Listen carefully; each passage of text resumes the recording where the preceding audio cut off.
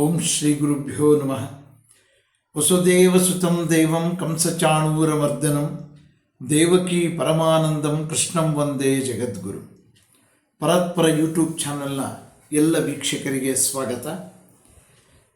ಹಿಂದಿನ ವಿಡಿಯೋದಲ್ಲಿ ಶ್ರೀಕೃಷ್ಣ ಅರ್ಜುನನಿಗೆ ಹೊರಗಿನ ವಿಷಯಗಳಲ್ಲಿ ಯಾರು ಆಸಕ್ತಿಯನ್ನು ಇಡದೆ ತನ್ನೊಳಗೇ ಸುಖವನ್ನು ಪಡೆಯುವಂಥ ಒಂದು ಯೋಗವನ್ನು, ಅಂಥ ಒಂದು ಬ್ರಹ್ಮಯೋಗವನ್ನು ಪಡಿತಾನೋ ಅವನು ನಿಜವಾದ ಸುಖಿ.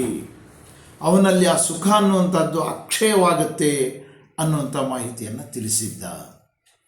ಮತ್ತೆ ಮುಂದುವರೆದು ಶ್ರೀಕೃಷ್ಣ ಏನು ಹೇಳ್ತಾನೆ ಅಂತ ನೋಡೋಣ. ಯೇ ಹಿ ಸಂಸ್ಪರ್ಶಜಾಯೋ ಭೋಗಾಃ ದುಃಖ ಯೋನಯ ಏವತೆ ಆದ್ಯಂತವಂತಃ ಕೌಂತೆಯ ನತೇಶ್ವರಮತೆ ಬುಧಃ ಅಂತ ಹೇಳ್ತಾ ಇದ್ದಾನೆ. ಅಂದರೆ ಹೇ ಕೌಂತೆಯ, ಅಂದರೆ ಕುಂತಿಯ ಪುತ್ರನನ್ನು ಕೌಂತೆಯ ಅಂತ ಕರೀತಾ ಇದ್ದಾನೆ. ಯಾವ ಸುಖಗಳು ವಿಷಯ ಮತ್ತು ಇಂದ್ರಿಯಗಳ ಸಂಯೋಗದಿಂದ ಆಗುವುದೋ ಅವು ದುಃಖಕ್ಕೆ ಕಾರಣ ಆಗುತ್ತೆ. ಇವುಗಳೆಲ್ಲ ಒಂದು ಆದಿ ಮತ್ತು ಅಂತ್ಯ ಇದೆ ಇವುಗಳಿಗೆಲ್ಲ. ಅಂದರೆ ಈ ಇಂದ್ರಿಯಗಳಿಗೆ ಮತ್ತು ಹೊರಗಿನ ವಿಷಯಗಳಿಗೆ ಅವೆರಡು ಒಂದಕ್ಕೊಂದಕ್ಕೆ ಸಂಪರ್ಕ ಇರತಕ್ಕಂಥದ್ದು. ಹೊರಗಿನ ಯಾವುದೋ ಒಂದು ಪದಾರ್ಥವನ್ನು ಸೇವನೆ ಮಾಡಬೇಕು, ಅದರ ರುಚಿ ನೋಡಬೇಕು ಅನ್ನುವಂಥದ್ದಕ್ಕೆ ನಾಲಿಗೆ ಅಂತಕ್ಕಂಥ ಇಂದ್ರಿಯ ಮತ್ತು ಹೊರಗಿನ ಯಾವುದೋ ಒಂದು ವಸ್ತು, ಅದು ಸಿಹಿ ಆಗ್ಬೋದು, ಮಾದಕ ದ್ರವ್ಯ ಆಗ್ಬೋದು, ಯಾವುದೇ ಆಗ್ಬೋದು, ಅದನ್ನು ಪಡಿಬೇಕು ಅನ್ನುವಂಥ ಜಿಹ್ವಾ ಚಾಪಲ್ಯ ಅಲ್ಲಿ ಉಂಟಾಗುತ್ತೆ. ಅವನು ಅದಕ್ಕೆ ಅಭ್ಯಾಸ ಆಗಿಬಿಡ್ತಾನೆ, ಹೊಂದ್ಕೊಂಡ್ಬಿಡ್ತಾನೆ, ಅಡಿಕ್ಟ್ ಅಂತ ಹೇಳ್ತೀವಲ್ಲ ಆ ಥರ ಆಗ್ತಾನೆ. ಅದಕ್ಕೆ ಒಂದು ಆದಿ ಮತ್ತು ಅಂತ್ಯ ಅಂತಕ್ಕಂಥದ್ದು ಇರುತ್ತೆ. ಅವ್ಯಾವನ್ನೂ ಕೂಡ ಜ್ಞಾನಿಯಾದವನು ಇಷ್ಟಪಡೋದಿಲ್ಲ, ರಮಿಸೋದಿಲ್ಲ. ನಮ್ಮ ಒಳಗಿರ್ತಕ್ಕಂಥ ಇಂದ್ರಿಯಗಳಿಗೂ ಮತ್ತು ಹೊರಗಡೆ ಇರ್ತಕ್ಕಂಥ ವಿಷಯ ವಸ್ತುಗಳಿಗೂ ಸಂಬಂಧ ಏರ್ಪಡ್ತಾನೇ ಇರುತ್ತೆ. ಸ್ಪರ್ಶ ಮಾಡುವಂಥ ವಸ್ತುಗಳಿಗೆ ಚರ್ಮ ಮತ್ತು ಆ ವಸ್ತುವಿನ ಸುಖ, ರುಚಿ ನೋಡುವಂಥದ್ದಕ್ಕೆ, ದೃಷ್ಟಿಯಿಂದ ನಾವು ನೋಡಿ ಸಂತೋಷ ಪಡುವಂಥದ್ದಕ್ಕೆ, ಕಿವಿಯಿಂದ ಕೇಳುವಂಥ ಗಾಯನ ಇರ್ಬೋದು, ಇನ್ಯಾವುದೋ ಇರ್ಬೋದು, ಅವೆಲ್ಲವೂ ಕೂಡ ಇಂದ್ರಿಯಗಳು ಮತ್ತು ಹೊರಗಿನ ವಿಷಯಗಳಿಗೆ ಸಂಬಂಧ ಏರ್ಪಡುವಂಥದ್ದು. ಅವು ನಾವು ಪಡ್ಕೊಳ್ಳುವಂಥ ಹವ್ಯಾಸಕ್ಕೆ ಬಿದ್ದಾಗ ಅದು ನಮಗೊಂದು ಪರಿಪಾಠ ಆಗೋಗ್ಬಿಡುತ್ತೆ.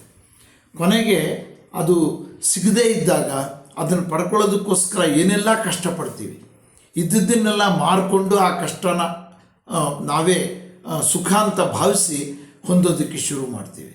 ಹೆಂಡತಿಯ ಕತ್ತಲ್ಲಿನ ತಾಳಿಯನ್ನು ಮಾರಿ ಮಾದಕ ದ್ರವ್ಯವನ್ನು ಸೇವನೆ ಮಾಡುವಂಥವ್ರನ್ನ ನಾವು ಸಮಾಜದಲ್ಲಿ ನೋಡ್ತೀವಿ. ಅಂಥ ಮಟ್ಟಕ್ಕೆ ಇಳಿದು ಬಿಡ್ತಾನೆ. ಯಾವುದರಿಂದ ಅಂದರೆ ಅದು ಪರಿಪಾಠ ಆದಾಗ, ಹವ್ಯಾಸ ಆದಾಗ. ಈ ರೀತಿಯಾಗಿ ಕೊನೆಗೆ ಏನಾಗುತ್ತೆ, ತಾನೇ ಹಾಳಾಗ್ತಾನೆ. ಅದರಿಂದ ಮತ್ತೆ ಮುಂದುವರೆದು ಹೇಳ್ತಾ ಇದ್ದಾನೆ ಶ್ರೀಕೃಷ್ಣ. ಶಕ್ನೋತಿ ಹೈವ ಯಸ್ಸೋಢುಂ ಪ್ರಾಕ್ಷರೀರ ವಿಮೋಕ್ಷಣಾತ್ ಕಾಮಕ್ರೋಧೋದ್ಭವಂ ವೇಗಂ ಸಯುಕ್ತ ಸುಖೀ ನರಃ ಅಂತ ಹೇಳ್ತಾರೆ. ಅಂದರೆ ನಾವು ಈ ಶರೀರವನ್ನು ಬಿಡೋದಕ್ಕೆ ಮುಂಚೆ ಇಂದ್ರಿಯಗಳನ್ನು ನಿಗ್ರಹ ಮಾಡುವಂಥ ಪ್ರಯತ್ನ ಮಾಡಿರಬೇಕು. ಸಾಯೋಕ್ಕೆ ಮುಂಚೆ ಮಾಡಬೇಕು. ಸಾಯೋಕ್ಕೆ ಮುಂಚೆ ಆದರೂ ಕೂಡ ನಾವು ಇಳಿ ವಯಸ್ಸಿನಲ್ಲಿ ಅದನ್ನು ಮಾಡೋದಕ್ಕೆ ಸಾಧ್ಯ ಇಲ್ಲ. ನಮ್ಮ ಶರೀರದ ಅವಯವಗಳು, ಇಂದ್ರಿಯಗಳು ಇನ್ನೂ ದಷ್ಟಪುಷ್ಟವಾಗಿ ಬಲವಾಗಿ ಇದ್ದಾಗಲೇ ನಾವು ಅದನ್ನು ಮಾಡೋದಕ್ಕೆ ಪ್ರಾರಂಭ ಮಾಡಬೇಕು. ಕೊನೆಗಾಲದಲ್ಲಿ ಮಾಡೋಕ್ಕೆ ಸಾಧ್ಯ ಆಗಲ್ಲ. ಆವಾಗಲೇ ನಮ್ಮ ಇಂದ್ರಿಯಗಳೆಲ್ಲ ದುರ್ಬಲವಾಗಿರ್ತವೆ. ಹಾಗಾಗಿ ಯೌವನ ಇದ್ದಾಗಲೇ ನಾವು ಅದನ್ನು ಮಾಡೋದಕ್ಕೆ ಶುರು ಮಾಡಬೇಕು. ಆ ಕಾಮಕ್ರೋಧಗಳ ಒಂದು ವೇಗವನ್ನು ನಾವು ಸಹಿಸಿಕೊಳ್ಳೋದಕ್ಕೆ ಶಕ್ತರಾಗಿರುವಂಥವಾಗಲೇ ನಾವು ಅವನ್ನು ಮಾಡಬೇಕು. ಅವನೇ ನಿಜವಾದಂಥ ಯೋಗಿ, ಅವನೇ ಪರಮಸುಖಿ. ಯಾರು ಬದುಕಿರುವಾಗಲೇ ಈ ಹವ್ಯಾಸಗಳನ್ನೆಲ್ಲ ದೂರ ಮಾಡಿ ಇಂದ್ರಿಯಗಳ ಒಂದು ಚಟಕ್ಕೆ ಅಥವಾ ಇಂದ್ರಿಯಗಳ ಒಂದು ಮಾತನ್ನು ಕೇಳದೆ ಅವುಗಳನ್ನು ಹತೋಟಿಯಲ್ಲಿ ಇಟ್ಕೊಂಡು ಈ ಪ್ರಯತ್ನಗಳನ್ನು ಮಾಡಬೇಕು. ಆಗ ಅವನು ಸುಖವನ್ನು ತನ್ನಲ್ಲೇ ಕಂಡುಕೊತಾನೆ. ಹೊರಗಿನ ವಿಷಯ ವಸ್ತುಗಳು ಬೇಕಾಗಲ್ಲ. ಅದಕ್ಕೆ ಅಭ್ಯಾಸಕ್ಕೆ ಬಿದ್ದಾಗ, ಹೊರಗಿನ ವಿಷಯಗಳಿಂದಲೇ ಸುಖವನ್ನು ಪಡೆಯುವಂಥ ಅಭ್ಯಾಸಕ್ಕೆ ಬಿದ್ದಾಗ ಪದೇ ಪದೇ ಪದೇ ಪದೇ ಅವನ್ನು ಪಡೆಯುವಂಥ ಅಭ್ಯಾಸ ಆಗೋಗ್ಬಿಡುತ್ತೆ. ಕೊನೆಗೆ ಅದರಲ್ಲೇ ಹಾಳಾಗುವಂಥ ಪರಿಸ್ಥಿತಿ ಆಗುತ್ತೆ. ನಾವೆಲ್ಲ ಹೊರಗಿನ ಅನೇಕ ವಿಷಯಗಳನ್ನು ಇಂಥವನ್ನು ನೋಡ್ತೀವಿ.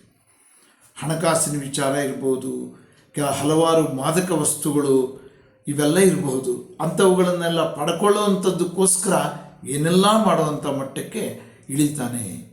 ಆದ್ದರಿಂದ ಸುಖವನ್ನು ನಮ್ಮೊಳಗೆ ಕಂಡುಕೊಳ್ಳುವಂಥ ಜ್ಞಾನಿ ಆಗಬೇಕು ಅಂಥೇಳಿ ಶ್ರೀಕೃಷ್ಣ ಅರ್ಜುನನಿಗೆ ಬೋಧಿಸಿದ ಅಂತ ತಿಳಿಸ್ತಾ ಇವತ್ತಿನ ಈ ವಿಡಿಯೋವನ್ನು ಮುಕ್ತಾಯ ಮಾಡ್ತೀನಿ. ನಮಸ್ಕಾರ.